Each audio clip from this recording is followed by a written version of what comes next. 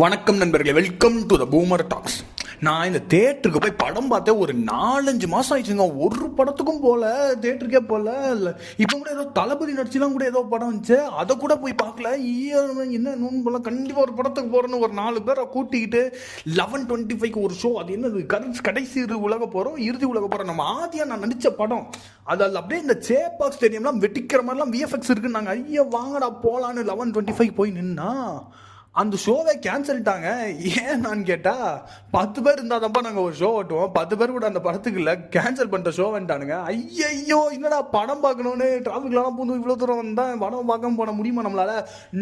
வேறு படத்துக்கு போகிற டிக்கெட் அப்படின்னு சொல்லிட்டு 11:35 லப்பர் பந்துன்னு ஒரு படம் வந்துச்சுங்க. சரின்னா வேண்டாம் வேறுப்பா வந்ததுக்கு அதையாவது பார்த்துட்டு போகலான்னு டிக்கெட்டை போட்டு போய் உக்காந்தா செம்ம படம். நான் லைஃப்பில் ஒரு லாஸ்ட் 2 to 3 இயர்ஸ்லேயே பார்த்ததுலேயே ஒரு பெஸ்ட் மூவின்னு கூட சொல்லுவேன்.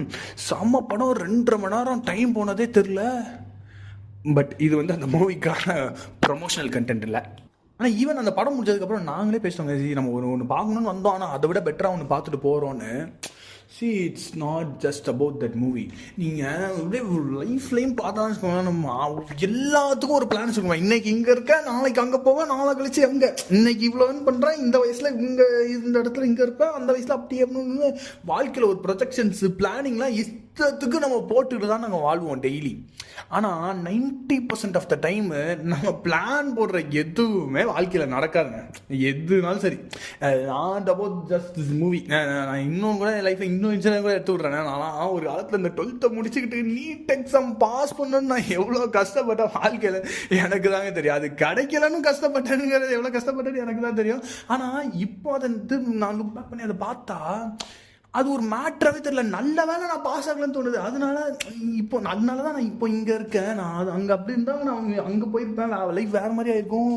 ஆனால் அங்கே அந்த சம்பவம் நடந்தால தான் நான் இங்கே இப்போ இப்படி இருக்கேன் அப்படிலாம் தோணுது. ஸோ நீங்களும் உங்கள் லைஃப்பில் ஒரு சம்பவம் ஒன்று நீங்கள் நிறைய எஃபோர்ட் போடுவீங்க, இப்போ ஒரு பிளான் போடுவீங்க, இது இப்படி தான் நடக்க போகுதுன்னு ப்ரொஜெக்ட்ஸ் பண்ணி போவீங்க. ஆனால் அது நடக்காது. ஐயோ அவ்வளோதான் லைஃப் முடிஞ்சிச்சு அப்படின்னு அந்த மொமெண்ட்டில் கண்டிப்பாக தோணுங்க.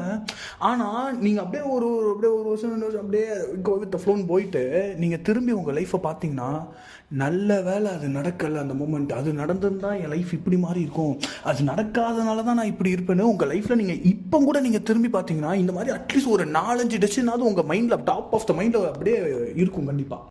என்னடா உனக்கு ஒரு படத்துக்கு டிக்கெட் கிடைக்கலன்னு அதை வச்சு ஒரு கருத்து சொல்லிட்டு இருக்கான்னு கேட்டிங்கன்னா, கருத்துலாம் இல்லைங்க. நம்ம என்னைக்குங்க கருத்துலாம் பேசிக்கிட்டு, நான் ஏதோ எனக்கு தோன்றதை உங்கள்கிட்ட சொல்கிறது எப்போவுமே அதே மாதிரி தான் இப்பவும் சொன்னேன். ஸோ இறுதியாக நான் என்ன சொல்ல வரேன்னா, ஒரு சூப்பரான கோட்டுங்க, அதை நான் சொல்லி முடிச்சுறேன். When God doesn't give what you want, He gives better than what you want. அப்படின்னு சொல்லிட்டு இன்னொரு பூமர் டாக்ஸ் எபிசோடில் உங்களை சந்திக்கும் வரை உங்களிடம் விடைபெறுவது I'm Ancho Mario signing off. Bye, Boomer Talks.